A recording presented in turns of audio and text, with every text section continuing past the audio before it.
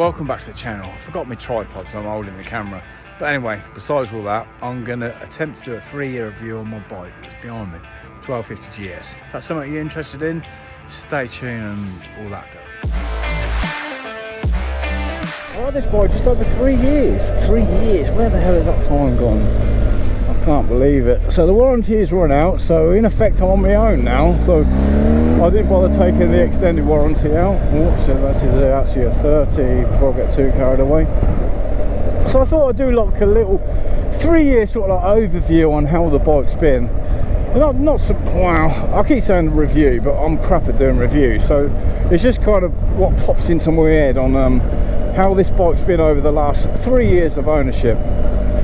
So let me start by saying the bike as it stands now is done 10,689 miles, of which I've done about 10,000 of them miles, and the majority, I would say about 95%, let me shut this fire up, I'd say about 95% of those mileage have been in the nice dry weather, dry warm summer riding only.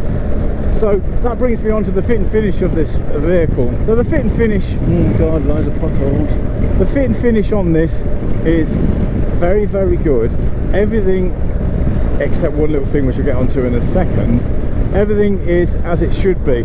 There's no bits falling off, there's no corrosion, there's no horrible tired little bits. The plastics are all the same colour as what they used to be.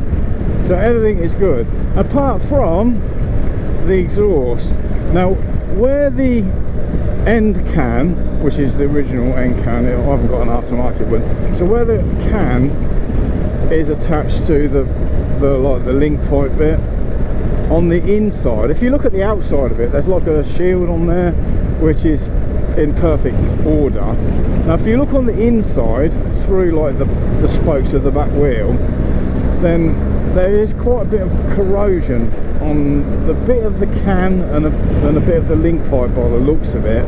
I mean, you can't quite see it all in great detail unless you would like to take the exhaust off, or maybe, you know, when the back wheel's out you can have a better inspection of what's going on. It doesn't look overly concerning, but it just is a little bit on the disappointing side, I must say, because like I've already outlined, I'm strictly fair weather rider, so a little bit disappointed on the corrosion on the exhaust. Apart from that, everything else is 100% as it should be. How's she riding now to where when I first got her? Absolutely perfect. They do take a little bit of getting used to if you're not used to an adventure bike. The thing is, it has a lot of road presence. It's a big bike, you're sat quite high up, they're not the lightest things in the world. Having said that, when you're actually riding them, you can sort of flick them around because, you know, the nature of the boxer engine, it is a low centre of gravity, as you're probably already aware. So once you're on the move, it kind of, you know, the weight sort of like disappears, if you like. So it's not really a big concern. The only concern with the weight is if you're quite small and you've got maybe an awkward spot where you keep the bike in the garage, you know, maybe you've got to go over sort of gravel or an incline or decline or whatever. So the manoeuvrability when you're not riding, when you're pushing it around into your garage spot, might be a concern if you are a mere small person. But it's not really a concern of mine. I don't really mind. I find them easy enough to sort of manoeuvre around the lockup and so forth. So over the last 3 years, have I had anything wrong with this bike? I was about to say no, I've had nothing wrong with it whatsoever, but that will be a slight lie. I've had a few hissy fits on the dash where the engine management light came on for no apparent reason. I stalled the bike once, started the bike, pulled away, and then the bike just stopped as though I'd put the kill switch on. So I thought, oh my god, what have I done? I pulled over, turned it off, turned it on again, it started. Engine management light stayed on. Took it to the dealership, they done like a little software, whatever they done with it, and it's been fine ever since. A couple of times the engine management lights come on for no apparent reason, and then I rode it, stopped the bike, got back on the bike, and the engine management light's gone off. So, you know, whatever, no big deal. I'm not overly concerned about minor little irritations like that. The only slightly more major thing that I had wrong with it is the good old exhaust flap went. Apparently that's a known fault with these. Apparently so. It's like a little flap in the exhaust or something, and sometimes it like seizes on. I think it like seizes shut or open, one of the two. Apparently it's to do with like emissions, so it won't cause any problems with actually riding the bike, and you can apparently bypass it. Not that I've done. So what I've done is it was still under warranty then, so I just took it back and they replaced it under warranty.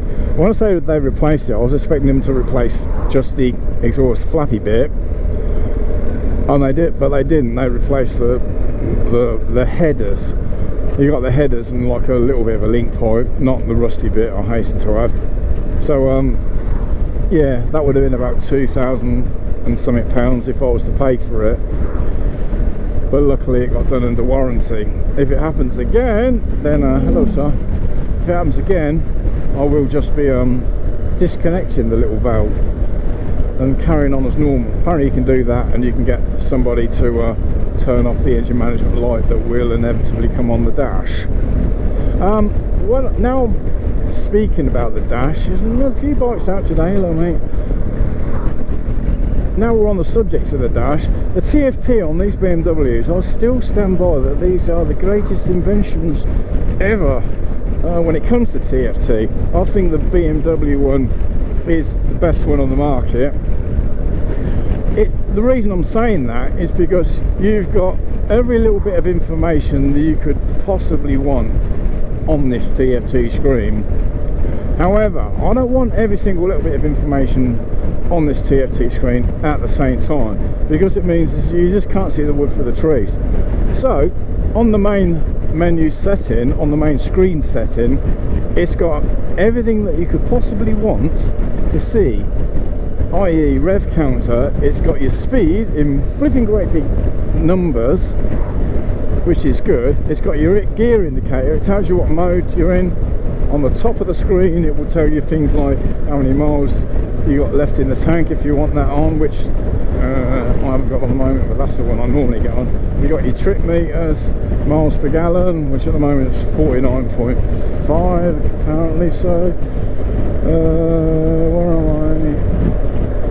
I? How many miles in the tank have I got? Come on. Average speed 40 odd miles an hour. There you go, 71. Oh god, I thought I had more miles than that. So that's quite handy. So it tells me that my current riding speeds, I've got 71 mile range in the tank, so I find that really good. It tells you the temperature. Yeah, not really crucial. I know if I'm hot and I know if I'm cold without looking at the dash, but it's kind of there. And it tells you the time. Time, quite an important thing. I like to know how long I've been riding. If I'm going out for a couple of hours ride, and I need to be back for whatever o'clock, then I need to know that what the time is without having to stop and look at my phone or whatever. So yeah, and if you want all the other bits and bobs that are not crucial, then you just literally go into the menu, so you can have a look at your tyre pressures, your health of your battery, and different modes on the bike, and blah de blah de blah. There's loads of different bits and bobs, things that are useful, but you don't want to look at them in 2 seconds on the main screen, do you? So as far as I'm concerned, the dashes are the best. You've got a USB gubbins, like a little socket on the front, the right hand side down there, which is quite useful. One little gripe, whilst we're on the subject of USBs, is there's none under the back seat. I know Sam's Triumph Tiger has got one on the front like this one, and he's got another USB connection under the seat, which is quite handy if you've got, I don't know, things to plug in, like heated garments for argument's sake. Or I might want to charge a camera that's in the top box, which would be quite handy to run a cable from the top box to the USB under the seat. I dare say you can get an aftermarket USB thingy what's it, so it's not the end of the world that there's not one under the seat. You probably buy one off of eBay for £10 and stick it under there yourself, but that's not the point. I want one under the seat, a factory fitted one. But yeah, slight little gripe. Whilst we're on the subjects and negatives, which I don't like about the bike, the road noise from the front end. I don't know what it is with these things, but they're all the same. And people say, oh, it's the tyres, that if you put the Michelin Road 60s on, you don't get the noise. You do get the noise. You get a slightly different noise to these battle axes that are on there at the moment. It just sounds like, it's almost, I don't know what it is really, whether it's the wind coming through and making some sort of like rushing sort of like noise. It sounds more metallic. You imagine not having very good bearings in the wheels, or I don't know, what else could it be? Almost like you could imagine it's on a train track, so I've got no tyre on, I'm just running the rim on the train track, and it's got that metal on metal sort of noise.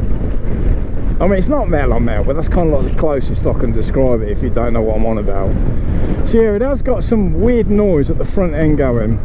They all make that noise. So it's not that bad. I mean, you can live with it, can't you? It's just like, if I have to nitpick on things I don't like, then I'm having to dig deep, and the noise from the front of it is one of those dig deep kind of things. And the only other thing I can think of that I don't particularly like is that the switches are not backlit. So you've got a lot of switches and gubbins all over the handlebars, and they're not backlit. Again, it's not a deal breaker. Do I really need backlit switches? Well, I've managed 40 odd years without them, so the answer to that's obviously going to be no. But this is a premium machine, so you kind of think, well, it'd be nice to have them. I think the new ones have got illuminated, you know, the back switch, lit up back switches type, you know what I'm trying to say. I think they've got what I'm trying to say. Last time I mentioned these switches, somebody's like, oh, what are you on them for? If you don't know where your switches are, you shouldn't be riding the bike. So every single I kind of agree with that, and like I've already said, I'm digging deep to find fault with it, so it's no big deal, but it is a small deal which I've just highlighted. So if you roll that logic on and say, oh, you don't need illuminate backlit switches, then every single car, all these cars, every single car from the year whenever I've started driving in the 80s, they've all had lit up switches. It's just what they do. So it just seems a bit weird how the bikes don't, or bikes didn't, but now they're starting to. But anyway, yeah, just thought I'd bring that up. Apart from that, everything's really good. It goes like it should, it stops like it should. It's still got that, you know, the GS's have still got that, I don't know, I was going to say stigma, that whether that's a bit wrong sort of way of describing it, but you know what it's like. Oh, it's like boring old men that ride BMW GS's for no apparent reason other than they can. Yeah, I suppose there's a lot of that, but at the end of the day, it's a kind of phrase. I like the bike. I like the style of it. I like the fact that it's big and it's got a lot of road presence. Do you really need it? Is it a bit unnecessary? Yeah, it's unnecessary. It's supposed to be like a dual purpose vehicle. I'm not going to go off road on this. I ain't going to do it. I mean, I might go down like a little gravel track now and then. If I wanted to go from here to over there, I'd go down that gravel track, but I'm not going to make a beeline for the nearest bloody green lane on this. Oh, what's the point in having it then? Well, because I wanted to buy it. It's like, sorry, I bought it for me. So whether you think it's silly or not, it is irrelevant. I bought it for me and I happen to like it. Anyway, I'm doing my usual waffle in, so I'm going to enjoy this ride without the camera on for a bit. Hopefully you found this mildly useful. So now I'm going to clear off. Thanks very much for watching, and put a little of my dribble, and I'll speak to you on the next one. See you for now. Bye.